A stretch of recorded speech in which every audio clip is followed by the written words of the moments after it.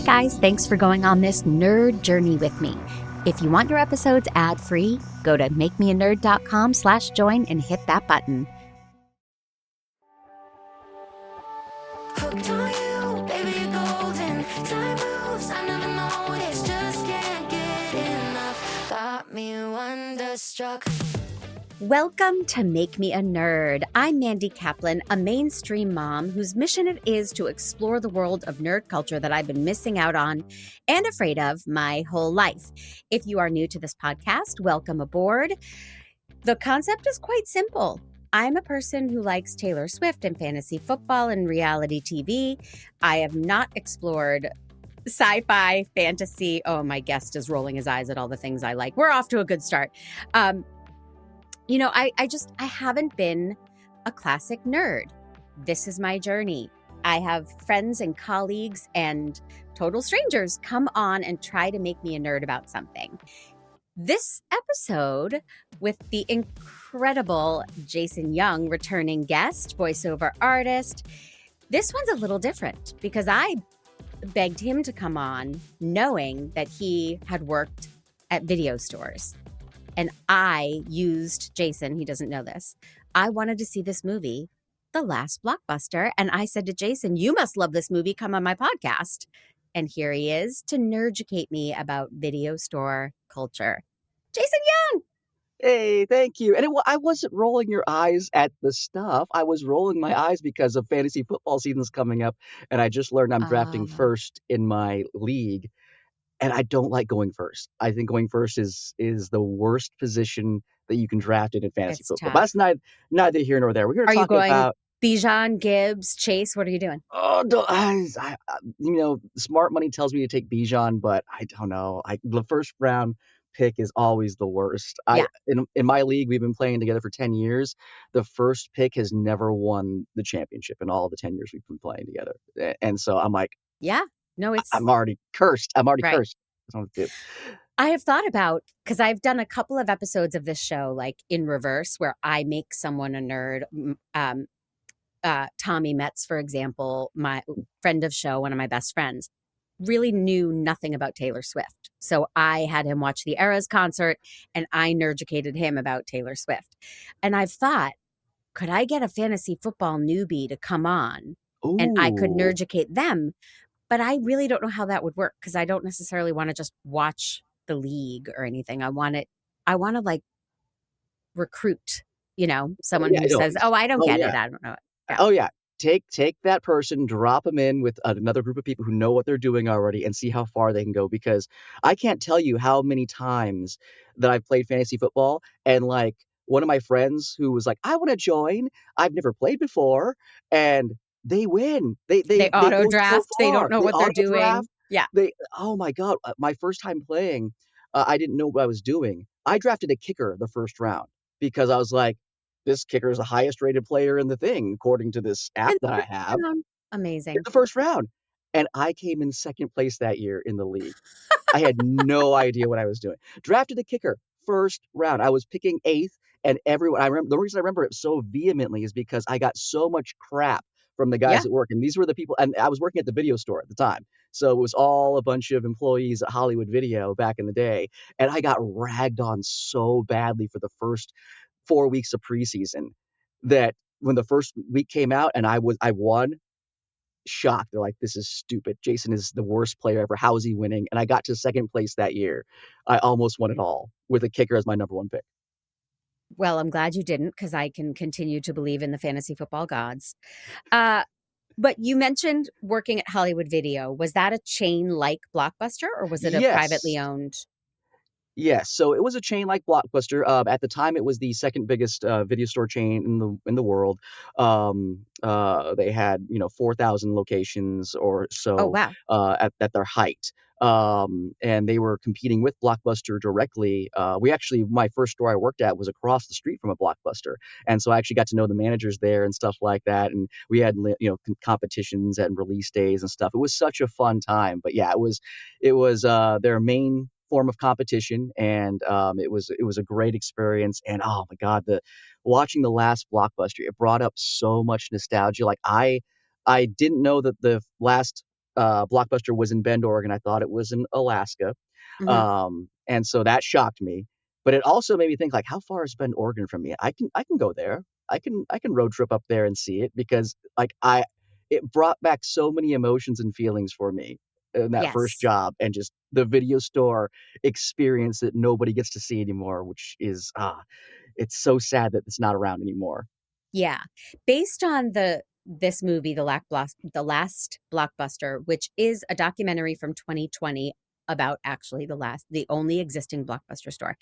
Uh, but based on this movie, it gave off nerd vibes so fast. And I Oh yeah. imagine, and I mean this with complete respect and admiration, but I imagine that the crew of a Blockbuster or Hollywood Video were a nerdy lot. I was shocked to hear you mention fantasy football. Oh Were they yeah. No. right into rewatching movies over and over and over and deep diving and that type of thing? Oh yeah, absolutely. So, for my so I worked in the video store field for a long time. By the time our stores ended up closing down here in Arizona, um, I was a general manager, much like was her name Sherry or Sandy? Sandy. Sandy. Sandy is. I was at her level. I was running stores and stuff like that. And yeah, we had a lot of first time job seekers were coming in here. So you had the new workforce coming in and getting their first experience in work and stuff like that. A lot of them were their first experience into that nerd culture. So again, coming in and realizing there's sci-fi movies, there's all these other kind of movies out here, there's these things here, and being able to educate them and seeing them get passionate about Hollywood, seeing them get passionate about movies, filmmaking, So that side of it, it's so cool. it wasn't necessarily people who were already film lovers. It was just a lot of them were like, I need a part-time job. I saw you were hiring. So yeah, so I would say it was probably half and half. So half of it, because again, it was a big entry kind of job. It was very, very much a first job for a lot Yeah. of people. And so we had, high schoolers and stuff like that. We had nerds and jocks and stuff like that, which is how fantasy football came into my workplace because we had a bunch of high schoolers who were into football and stuff like Uh-huh. that, and some college kids who were big into that kind of stuff there. But then you also had the people like me and several of my friends who I'm still friends with to this day, some of my best friendships I've ever made were from those original jobs. And they were huge nerds. They were Y- film buffs. They were cinephiles. They knew directors' names even before that was like a popular thing. So it was a good mix. So there was a lot of nerds, and then the people who came in who weren't really kind of left nerdy after that. They ended up You having a favorite nerd-educated movie. them the way you are Yeah. with me. Yes. So I worked at Coconuts Music Movies and more. I was not a manager, Jason, but I did get keys at a certain point when I did that when I was 17 and I loved it. And downstairs was movies, upstairs was music. I was always upstairs. But if someone got sick or they needed the help, they would put me downstairs randomly a couple times.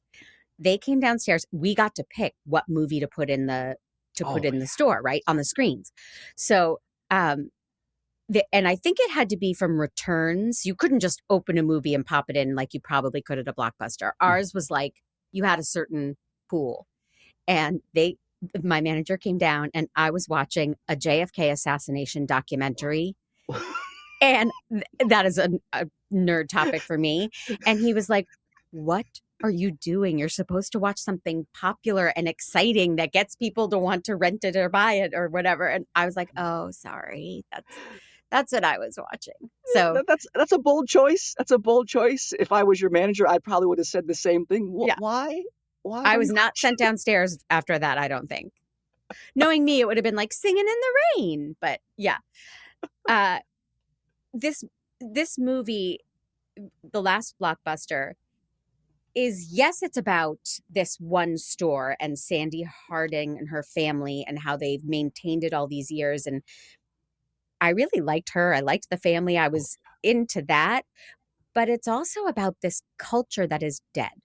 yeah. The culture of going to a video store on a Saturday night, spending time picking, choosing, getting more than one movie, getting candy. That is something I deeply miss. Oh, yeah, absolutely. And again, first off, Sandy seems like the sweetest person in the world. Like, I can understand why she has such a positive relationship in that community and with her employees and everything else. She seems like genuinely like the sweetest person in the world. So first off, shout out to Sandy for that because she was fantastic. But absolutely, like I feel so watching that movie, it made me think like, I my daughter never really got that experience, Right. to be able to go in there and do it, 'cause it was a thing. It was a highlight of your week back when you were younger. I remember when my parents would take us to Blockbuster or any of the video stores that were around us. We had some mom and pop ones back before Blockbuster kind of blew up and, was everywhere, like, Starbucks. Um, it was such a crazy thing, and it was there's something about tangibly walking an aisle and seeing a sea of movies and cover art Yes. and just the smell of DVDs and, like, concessions that makes me go, "Oh my god, why did this go away?" And, it was a multitude of factors as we learned in the movie, Right. and a multitude of factors that killed my chain of stores as well. But man, like, I missed it so much.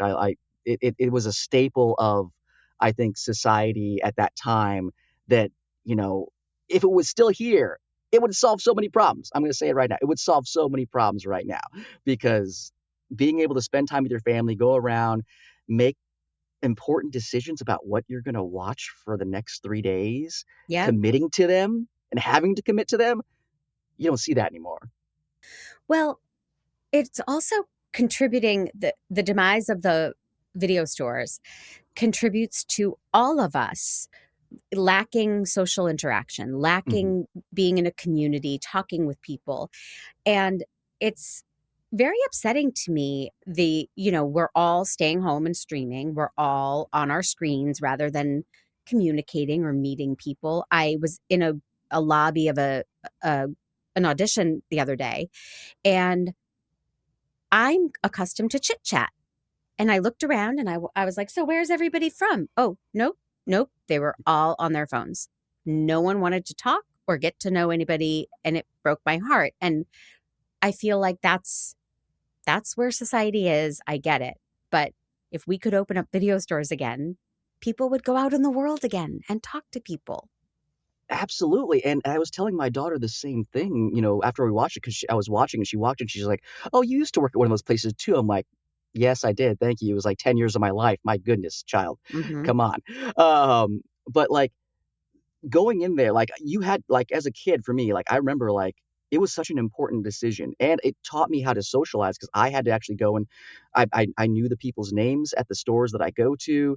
They made recommendations on things. I Right. got into gaming because they were like, "Oh, dude, no, you don't wanna play this one. You wanna play this one. The cover art looks really cool." Because I went in there and I wanted to play a game, Pilot Wings. I was like, "That looks really cool." I'm like, "Nah, man, it's not what you No, think it not is." Pilot Wings. Don't play No. Pilot Yeah. Wings. And so, yeah, I mean, you being the king of the nerds here, Yes, queen of the nerds, absolutely. Pilot Yeah. Wings is garbage game. Garbage. Uh, and so he got me into other games, and I was like, "Oh, man," and that's what kinda tripped it up here. So, the fact that they don't have that and the fact that attention spans are so short now because you can just change media at the snap of a Yeah. fingers, Yeah. when you rented a video, You that was committed. your media for the weekend. Yes. Yes, that is $3.99. That is important, and you watched it. Ugh, it does sadden me. The people they interviewed for this movie, for some reason, almost exclusively came from The Big Bang Theory. I don't know if you connected those dots, but Brian Posehn, Kevin Smith, who's made many appearances, Lauren Lapkus, who's a regular, and now she's on Stuart Saves the World. Um, she was the narrator. It, Big Bang Theory, it feels like akin to Blockbuster and the nerdy energy those guys on that show gave to their cons and their video games and their movies. That's what everyone in this movie had. And I liked tying together Big Bang Theory, which I love deeply. And I did an episode on with comedian Lisa Arch. She was wonderful. Uh, these people all have this reverence. That's the word I'm missing for Blockbuster, for video stores, for renting movies. And they're hilarious about it too. Very true, and so many people, like, that are currently in that, the entertainment field, they got their start with their love of movies from theaters and from video stores. I feel that very passionately because I'm the same way. I grew up with that media around me, and Hollywood, I think, has lost a step or two. Definitely, since changing of businesses and stuff like that. You can say, there's a million factors as to why it happened, but I think one of the reasons is because they don't have that connection with the younger generation anymore. The younger generation is not going to movie theaters like we used to, and Mhm. they're not getting to experience, the joy and the power of, filmmaking and all that stuff there, video games, entertainment stuff, the way we used to. It's a different way they're receiving the content now. Right. And It's disposable. It's exactly. scrolling. Like, right, you scroll on TikTok and you scroll on your TV, you press play on something, and then you go to the next thing. Exactly. And that's it's and again, I'm not trying to be one of those people. Things were so much better in the olden days. I'm not trying Back to be in that my day. person there. Back in But my day, but everything they was better. were. Kids with their long hair and their punk rock music, and so no, I'm not trying to do that here. Again, everything always changes, moves forward. But I think that again, that is an important thing. When something is culturally embedded into you at a young age, and you grow up with it, you have a different connection to it. And those industries, we can see are struggling because I don't think that the young kids that are coming up in the TikTok generations and stuff like that, they don't have that same connection. So Right. why are they wanting to support this industry or filmmaking or things like that in general when they got a YouTuber or a TikToker that they can go to and get their quick fix and their quick spike Yep. of dopamine? Yeah, I mean, I think we've talked about this before. My son used to watch other people play video games on YouTube, and that drove Yeah. me crazy. Why don't you play the video game? But he wanted to watch other people play it. He doesn't do that anymore, but it was years of that. I couldn't understand it. Yeah, I mean, well, and again, I watch them too, so I'll still Oh, watch okay. people play video games and everything too. But at the same time, yeah, it's the same thing. It's just for me, what I personally believe this is people can't be bored anymore. They can't be bored Yes. anymore, Yes. and so again, instead of being bored and forcing your brain to engage in other ways, and again, boredom is a good thing for anyone out there. Boredom is a good thing. Being bored and being able to sit with your thoughts and force yourself to again recognize the fact that, hey, my body is doing X, Y, and Z right now, and there's no outside interference, something like that is an important thing. But man, when you're bored and you can just turn on something and there's somebody who's playing a game, you just kind of get lost in it, and Yeah. it's a different mindset. And again, I don't know, it's uh, I blame Blockbuster. I blame Blockbuster for this happening because again, if they were still here, who knows? We might not be in the situation. Well, I see your point now, and don't tell Casey that. I know you are not a singer, Jason. You have made that No. abundantly clear to me. But when we come back from a word from our advertisers, I'm going to make you do a sing along with me. The theme song for Blockbuster Video. Oh When they God. mentioned it in this movie, Oh, it took me back so fast. Do you remember it? no, Blockbuster no. Video. Nope, and I refuse to sing it Come because you know on, why? I Jason. I worked for Hollywood Video. I bleed the red colors of Hollywood Video. Blockbuster was my that's like going up as, say, a Eagles fan and going up to a Cowboys player and saying, "Let's sing the Dallas Cowboys." No, it will never happen. They will die before that happens. Wow, what a difference. Okay. I thought I could get you to sing, but that that eludes me still. Um, let's get into this movie. This movie might have been made on a budget of $1.83. They were very tongue in cheek, very they acknowledged that they had no budget. They wanted to tell a small story about a small, this woman, Sandy, and keeping her blockbuster alive. They didn't pretend it was something grandiose. Lauren Lapkus, the narrator, even says, hey, we couldn't afford an 80s actual song, so here's some music that sounds kind of like it came from the 80s, in the Yep, in the narration. But that made me love this movie even more.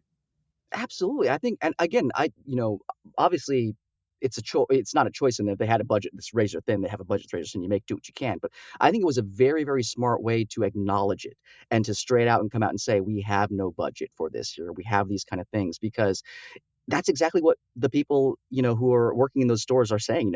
Sandy over there, she is working on a shoestring budget. I'm sure she's nowhere near as busy as they used to be. That first moment when she was talking about the drop box, where they used Mhm. to have movies spilling out onto the floor. Yeah. I was one of those people that had to pick up those movies and sort them before we opened up. And we used to have people lining up down the side of our store on release days because they were excited to Right. go in there and get one of the movies. So that I was like, oh my God. So I think it tied in perfectly. And again, I think the creative team and the directors who was behind this, they did such a good job of making it feel like a low budget thing that you would get at a Blockbuster, that you would get. Right.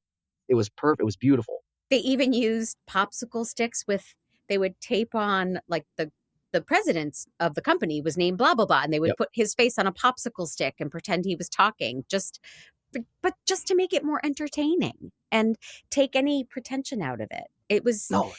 It it invited us into this world and made us feel welcome in the way that I have found all of nerd culture to do. When I tell people what I'm doing, they welcome me, no gatekeeping. You're going to love this. Can I introduce you to that? And one of the best ways this movie did that was they interviewed those celebrities I mentioned. And then there was Doug Benson was huge in the movie. He's a stand-up comedian. Adam Brody was probably the biggest name Mhm. celebrity. And then they had this guy named Jared, who was just an avid video renter. And Yep. they chironed him the same as everybody else. They Yep. treated him the same as everybody else. They didn't make it a point to say, well, he's not famous. His opinions matter just as much. And I liked that. Oh, it was beautiful. And they also had Kumail Nanjiani. They got him for free because of the text message. So shout out to there. That's a very, very, very, very good plug right there of him. Yeah. But yeah, they did such a good job as far as breaking out because I didn't know who everyone was when I watched the documentary the first time. Okay. Oh, Um, Ione Sky. Yeah, Sorry. yeah. I knew a few of them, but I didn't know who all of them were. But none of all of them felt like they had the same really weight in Mhm. the Right. thing. So I think they did a great job of giving that customer, that person. And again, when he was talking about how he goes in there to do things, I'm like, oh my God, I know this customer. I had 30 of these customers in my store.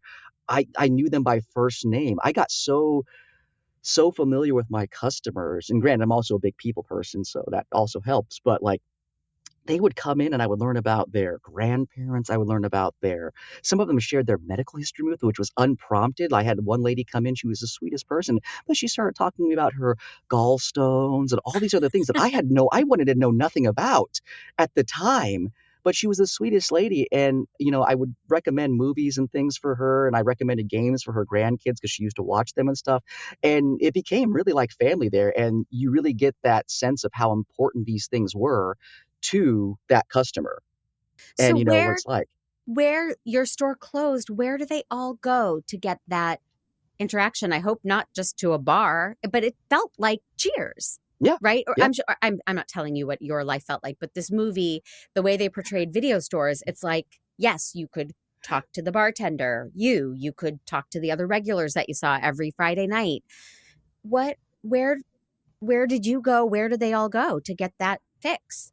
I mean, there was really no other place to go. I mean, the emergence of streaming, the emergence of Redbox and Netflix, which were huge players, obviously not the end all be all. There was a lot of mismanagement, especially on the Hollywood for our Hollywood video side. We actually merged with Movie Gallery, which was another big chain, and it Mm. was a nightmare. And we lost capital and all the million things that went into the reason why they shut down. But my goodness, there was nowhere else for them to go. I mean, once my stores closed down, we were the last stores in the Arizona market because we were a part of a franchise group that had 20 plus locations in Arizona, Las Vegas. And once we shut down, there was no other video stores except for there was a few Blockbusters still, but a lot of Blockbusters had already closed down at that time as well. When was And this? so Do you know a year? this was back in 2006, 2007 ish, I want to say, off the top Okay, of my head. because the movie told us that in 2017 Blockbuster went from 9,000 stores to Yep. 12 stores. Yep. Yeah. But the coal started happening way earlier than that. And that's because they partly 9,000 stores is a lot of stores. Yeah. That's a huge amount of stores. So not every store is going to be viable. So obviously they're going to make some cuts because again, you open up locations, hope for the best, and then in 3 years, if they don't make their margins and stuff like that, then they shut them down. But yeah, we had one Blockbuster that was in our area still that was still up and running. They stayed for a while, but two others shut down, and we actually inherited their business first. And so we were okay for a little while, and then yeah, eventually it caught up to us, and then we shut down, and then there was really nothing else out there for you know my community, my local neighborhoods and stuff like that to go Right. to at the time. And as a manager, we see a lot of Sandy working, like her responsibilities, which some of them surprised me that still goes to Walmart, Target, Yep. other places to buy the DVDs to then put in her inventory. Did you do that? Yep, absolutely. When so w- you had distributors, you had vendors that sold you movies in bulk and things like that. But to get like restocks and certain things, depending on your contracts and stuff, we had to order a certain amount of product in order for them to deliver to us. So Mm, for smaller things like a simple request or stuff like that, we would have to go and say, yeah, I'd have to go to the store. When new video games came out and we didn't get as many as we needed, or we were expecting, fewer customers to show up, and the game came out and it got a more positive buzz and people wanted to play it more. I would have to run down to GameStop, to Target, to Walmart, and just try to get as many as I can. They actually knew me by name at the Walmart because at first they thought I was a scalper. They thought I was coming in and just buying uh-huh. everything to go and resell. I'm like, no, no, no, I swear I'm not one of those people. I have people who want to rent these at my store. I got to get them. Yeah. So they're like, okay, we get this now. So I became good friends with the electronics department managers over at my local Walmart for a good chunk of years because yeah, I mean, we tried our best to forecast how many we're going to need, but you never Well, know. Some things are hit and miss, and then you got to go buy more. that's another question. I mean, how do you know if I'm assuming I'm just making up a title of a famous bomb, but Waterworld. I guess it already had its theatrical run, so you would Yeah, know, oh, everybody hated it. yeah, It didn't do well, so I'm not going to buy 40 copies of Waterworld. exactly. I Yeah. guess so, but straight to video, how would you know Straight when to that video, became a thing?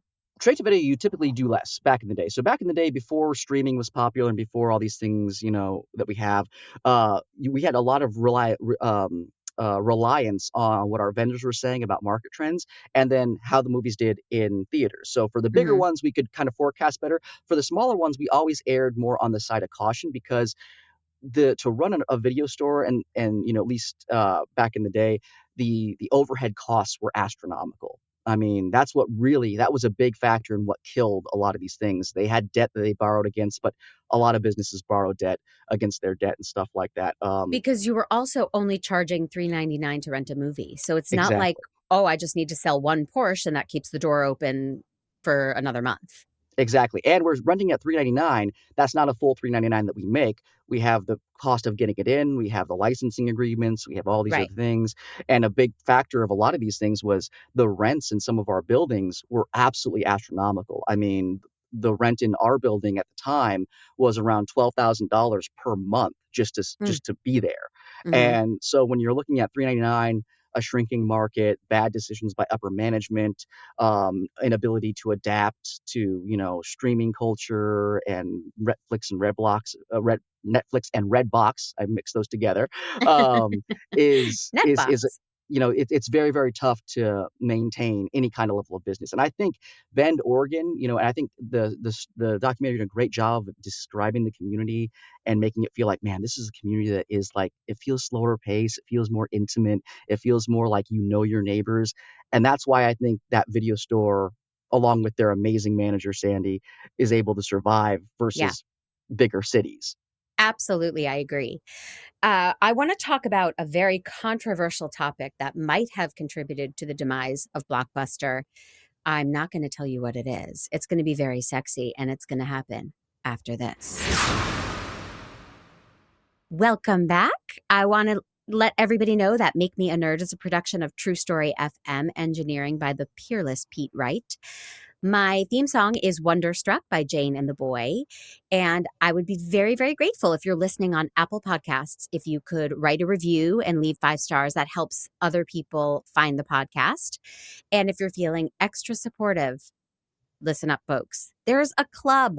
$5 a month gets you your episodes ad-free and early, and my eternal gratitude. Go to makemeanerd.com/join. And please, please hit that button. Anything you want to plug, Jason? I know you're doing some top secret voiceover right now you can't talk about, but is there anything you want people to check you out on? Well, if we come back and we do a NFL, fantasy football podcast, fingers crossed in the next 30 days, I'll be able to talk about it. But as of right Okay. now, I don't have anything I can say. I would love to because there's some pretty cool things on the horizon, but I can't legally say anything right now. And we're coming up to Damn. the sexy part of the program, so we just got to make sure. I want to talk about, Jason, Mhm. about late fees, Ooh. right? Oh, I love the This way you say late fees right there. Yeah, it just brings it all this back. was so controversial. I want to hear what it was like, because I'm sure you had some irate customers trying to debate, but I returned it yesterday, and late fees. I know they enraged people, and I used to feel that rage when I was late.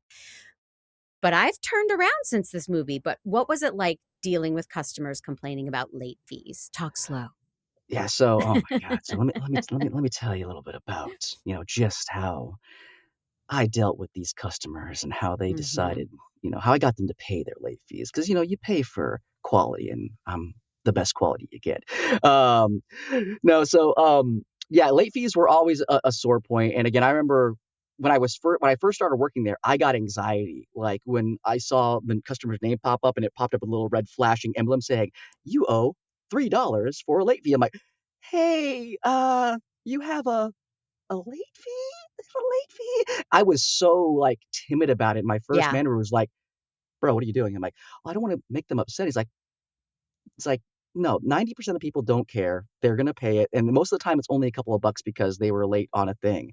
You're gonna have a handful of customers that will get irate, and they'll get irate because it was 3 or 4 days late, or they're having a bad day and things like that here. But yeah, oh my god, I had so many customers that they'd be willing to throw down. They'd be willing to get the police called because they did not wanna pay Really? $2. Yeah, we at some of our locations, we had people who would get physical. They would legitimately It was that be grandma with the gallstones, wasn't oh, it? yeah, absolutely, she was the worst. Crazy She was bitch. the worst. I'm so happy that she's not around anymore. No, I'm just kidding, that's horrible. I'm just kidding. Jeez. I'm just kidding, that's horrible. No, but yeah, the late fees were there was you try to explain to people like, "Hey, you know what? It's not my fault you didn't bring it back on time. It is part of our policy, and if we didn't have late fees, there's no deterrent for people just taking our stuff and leaving. They get a brand new $30 movie for Which free, is what basically." happened. So It's exactly what Blockbuster happened. has, as their clientele is dying, as they are sputtering, they decide no late fees. And they advertise it on TV. I can remember it was like, no late Yep. fees. And Ron Funches, the comedian, is like, so free video cassettes, like Yep. just take them and Yep. never return them. And he admitted he did that. It could never have worked. And if you are an honest person who is just coming to rent a movie, right? I come in and what's the latest new release? I want a copy. My amazing manager, Jason, says, well, we have many, many copies. They're due back tomorrow. Come on back tomorrow and you can have it. And what happened was people were never returning their Nope. movies. So then the next person couldn't rent it. And I feel like they didn't say this, but I feel like that contributed to the downfall of Blockbuster Oh, yeah. faster than anything, faster than Lehman Brothers and the bubble bursting and Yeah. Netflix. $250 million in revenue down in a quarter or in a month or whatever it was, is absolutely astronomical. And again, for a company that is bleeding money, not that they weren't, again, making money, their stores, they were still making money. It's that they had so much debt, so much stuff against them that it wasn't enough to even cover that. And then when you lose another 2/3 of your revenue in a month because you make this boneheaded decision, it's like, I Right. mean, they made a perfect analogy. It's like, okay, there's no fees or penalties for renting a car. Rent it, bring it back whenever you want. People would just rent a car and never bring it back. Right. It's absolutely, it's an inane idea. I just can't Yeah, believe and that it flew. the I the mismanagement from the higher ups at that time in Blockbuster and in Hollywood, for that matter, for all the video stores, they were all scrambling trying to figure out how to salvage things, but they weren't able to identify the real problems, or they were just trying to ignore them, or like, hey, we can't fix that at all, so we're going to try to do other things that just made absolutely no sense. And this was one of the stupidest things that I can recall. I mean, they should teach the downfall of Blockbuster in business schools because, They probably uh, do. I wouldn't well, know, not but when I went there, they didn't. But again, it's one of those things like there's always been businesses that have been adapting for forever. Like you look at Barnes and Nobles, everyone was saying around the same time back when Blockbuster and Hollywood were open, and back in the day, like they're going to close down too. They're going to go the way of the dinosaur. They're still around. They're still doing things because their leadership is able to pivot, adapt, and cater to their demographic. Blockbuster had so many opportunities to make pivots and to do things that were smart that could have kept them around in a lot of communities. Definitely not the mega giants that they were, but they mhm. could probably still have 1,000 stores maybe across the Yeah. US in different communities that still worked, but they And weren't there able to are do that. record stores. Somebody pointed Yeah, that out in the movie, right? There's a nostalgia and there's a real desire to hold things that are tangible. And I know that I used to read on a Kindle and I gave it up a few years ago. I missed books. yeah. I missed book covers and going to books. I'm obsessed with bookstores. And I think a lot of people returned to that. So I do hold out this little hope that DVD rental places could come back because it would be people want, the nostalgia alone. Yeah, the nostalgia would be the big thing there for it. And for me, in the business sense, Barnes and Noble did such a good job, and those kind of places did such a good job of pivoting. And the younger demographic, like my daughter, she loves bookstores. She's a big avid book reader here. She doesn't care about blockbusters or anything like that because again, there was nothing that kind of kept her in it. Hmm. So I think it's much harder because the younger generation just isn't tied into it, and they're not tied into. Uh, Hollywood. I mean, when they were walking through and going, "Oh, the smell of this place. I know that smell. That smell, I grew up with that smell. I worked in that smell for so many years, and it's so true." It's But plastic and popcorn is what most plastic and people. popcorn, you're walking through, you see the shelf talkers on the in front of the new releases and stuff, and oh my God, it's so good. But the younger generation, they don't have this anymore, and so Right. I don't know if it ever come back in any kind of meaningful way, because again, the leadership at the top, they just couldn't adapt, they couldn't key into this, and you lose your ability to have these things, and it's really really sad. But something has to go away to become nostalgic. I mean, we have to move on from it and then Yep. return to it. So that's a tiny hope I have. Here's a fun fact. Pete, play the fun fact sting. Oh, wow! In September 2020, the world's last operating Blockbuster in Bend, Oregon address, she offered it as a Airbnb. Do you know about this? Oh, I did not know that. So Sandy Harding, who is brilliant, the store owner, was transformed with a pull-out couch, beanbags, unlimited snacks, and classic VHS tapes. It was a promotion, and she did it for $4 a night. And Oh my God. and then it, went by the wayside. Yeah. But did you go to the website of the last Blockbuster store? I did not know.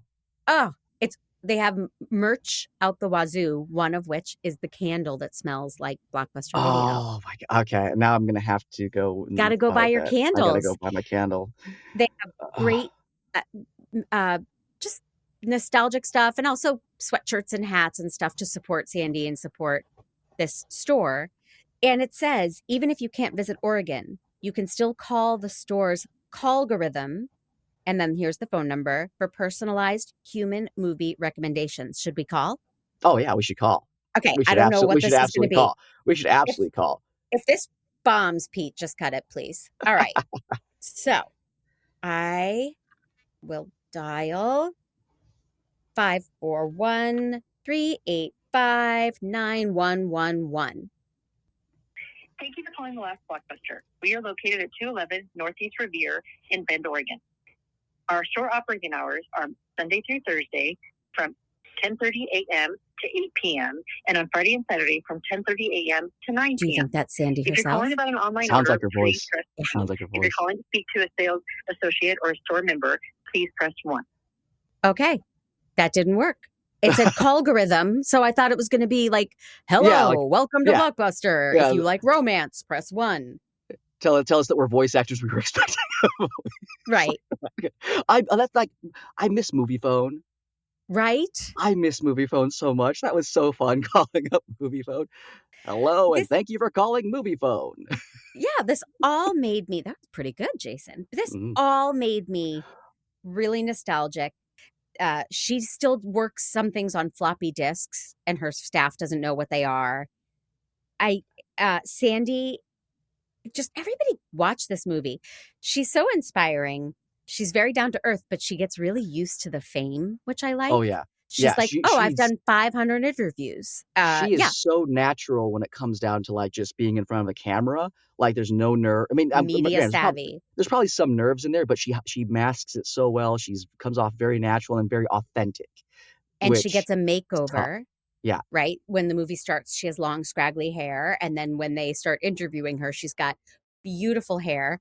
I wonder if she got that makeover at Image's full service salon, which shares the marquee outside with Blockbuster and Papa Murphy's Pizza. Oh my God, you're so much more perceptive than I totally missed that. I didn't even see that. I'm imagining. So one thing we learn in this movie is that people make pilgrimages Oh frequently yeah. to the last Blockbuster, which you've said you might do. I mean, Papa Murphy's Pizza is probably psyched. They get all these tourists coming in for a slice. how many people need to listen to this podcast for you to go to the last Blockbuster? Oh, if I get, I don't know the numbers, but I'll go. I'll pander to anybody for anything. I'll Yeah, go. I would say. But yeah, like, Right. going back to like the movie phone voice, I actually used to practice voiceover when I was in the store. I would answer our phone like that at Hollywood Video. I would answer it like that, and I would Would wait for people someone to think it was like an They thought, yeah. automated thing? It's like, hello, and thank you for calling Hollywood Video, located here on Indian School in Dysart in Phoenix, Arizona. If you'd like to talk to an associate, please press 1. If you'd like to do this, press 2. And then I'd wait for them to press a button. I'm like, hello, this is Jason. How can I help you? And they're like, hey, Jason, what's up? We'd go from there. Oh, I would that's actually do that funny. all the time. And one of my customers finally caught me doing it. He caught me. I was on the phone. I was checking him out, and I remember he was one of my regulars. And I was on the thing, and the phone started ringing. Oh, give me 1 second, please. And I, hello, thank you for calling Hollywood. He's like, bro, That's been that you? was you the whole Yeah. time? And I was like, yeah. he's like, bro, I swear, man, I call up there all the time, and I hear that voice, and I'm like, oh man, they got a nice automated machine. He's like, it was really you. I'm like, yeah. He's like, if you call another Hollywood Video, it's just, hey, this is Hollywood Video. How can I help you? Yeah. I love it. I would love to work at a video store, and I imagine Sandy gets multiple applications a day. Oh yeah, we had everyone wanted to work at the video store because one, it wasn't like food service and it wasn't like traditional retail. So for a lot of people, and that's one of the reasons why I jumped on it. Like my first job was there. I was there for 10 plus years. And I quite honestly, I might still be there if the market didn't go bust. 'Cause I loved that job. That job was so fun. But we had so many. We would get applications. I had 2 filing cabinets full of applications because of how many we got. Right. Because everyone wanted to play. And then once you start hiring like high schoolers and stuff like that, and they start coming in, they're like, "Hey, my friend told me, this place is a cool place to work. Are you guys hiring? Give me your resume, give me this here." And Right. then back in the day before there was Indeed and all these online application portals, we had physical Sure. ones, so we had to keep Yes. them all there. Of And course. by law at the time, we had to keep any physical application for a year. So we had Okay. a full drawer that we had of people who were just coming in. We had 2 drawers, 2 filing cabinet full of applications. So many people wanted to work there. And that was when there were all these choices, but this is the only one left. Yeah. The one Blockbuster. So if you want to work at a video rental store, you have to move to Bend, Oregon and apply with Sandy. I I mean, that's where I guess. might be going to next. I mean, who knows? The next time I do a podcast, I might be in Bend, Oregon. I I don't blame you. There is such at the end of the movie there's true emotion. I don't know. I teared up. They hand everybody that's being interviewed a The VHS the cassette. VHS tape, yeah. And it's clever because they call it the last blockbuster as if it's the movie they're participating in, almost like in Spaceballs, how they watch Spaceballs Yeah, the movie yeah. as they're making Spaceballs. Um, but they get emotional, right? They crack it open and they're like, "Oh, I haven't heard that sound in 20 years. Oh, I haven't touched this plastic." And they shake the VHS, and I got emotional too. Oh, For I yeah. guess just bygone times, just something you can't have anymore. Well, it just shows you the significant impact it had on us at that time period. I mean, when we were growing up, I mean, it's such formative years, and it played such a big role in, what we do now even, and just the emotions that you have because those that was time with family members. That was Right. time with your mom and dad that you just don't get back anymore. And I totally felt the same way. I was like, "Oh my God," like I remember those long magnetic locks in the DVD cases and the Blu-ray cases. I remember Hmm. the sound and the click they made when you slid them in and out, and the magnet and how you had to mess with the magnet sometimes because it just wouldn't pop open. The VHS tapes and the row of VHS rewinders that we used to have and the sound of them all going at the same time in the same Yes. moment. It brought back so many memories, but that shows just how significant it was, at least at the time, to us because no one's getting that upset or that emotional about things, nowadays. But I don't know. Like I said, it was a piece of of our culture that we just don't have anymore. Well, Jared, the super fan, calls it his church. Yeah. And I understand that feeling. Do you feel that way? Would it be a place you actually get spiritual might be a bit too far, but just, it brings you calm and peace and community and Yeah. the things that are wonderful about church. Well, exactly. And the things that are fun about community as well. I, I I have so many friends that I've made from the video stores and the game stores that I've worked in, and I still see them in my because I've lived in the same community for my entire life for the most part. Hmm. I still see them, and my daughter, she's surprised. She's like, "How does so many people know your name?" I was like, "Well, it's because I played a part in their life to a Right. degree. And when they came in to rent a movie or buy a video game or any one of these things here, they were coming in here because they wanted an escape. They wanted a place where they could go to where, hey, it was welcoming. I could, participate in the thing that I enjoy. And there are people here who, again, make me feel good about myself. And I can escape real life for a few minutes and then take it home, spend time with my family, enjoy these things and bring it back and then do it all over again. That was a Yes. highlight. And I remember that. I remember taking on my first dates. Granted, I didn't date very much in high school because I was not, this was a ladies' man back in high school. But I remember going to my video store in high school because I my first job I was 16 years old. It's right into the workforce and into video stores. I took the one girlfriend I had in high school to Hollywood Video on our second date, Yes. and They talk about that in the movie. You yeah, you would go and hold hands and walk up and down the aisles and pick a couple of titles. It showed effort. It was a romantic thing to do in a way, and then you knew you were going to go home and have dinner and maybe make out. that Now was it's that like, was the hope. come It on never happened. over. I'm going to press play, and there's no romance to it. No, Come no, Netflix and chill is not romantic the no. way it would have been to go to Well, Hollywood Video. Well, it also again helps with the icebreakers. I mean, if you Netflix and chill, granted, I've never Netflixed and chilled with anybody, um, but if you do this, I imagine like you're bringing someone over to your house, and then it's kind of awkward, and you're like, "Hey, how you doing?" When you're going to the video store, you have the entire walks up and down the Yeah. aisles. It's in a public place. You get to comment on some of the crazy cover art that you see there, Yep. and like this looks good here. I mean, I remember I was trying to, and again, this is probably why I didn't get a third date. I tried to get her to watch Sharknado, which is probably not the best movie in retrospect for like a date. But I mean, I was like, it looks cool. I was like, this is such a bad movie, and she was like, "You want to watch that?" I'm like, no, I don't want to watch them.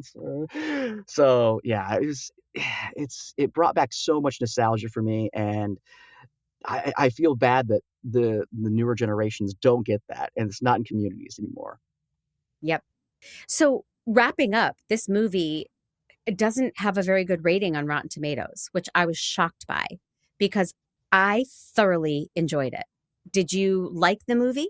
Oh yeah, I liked the movie. I was again a fan of how they did it. I think the way that they set it up and how honest they were about it was something that was very refreshing that you see in these kind of things there.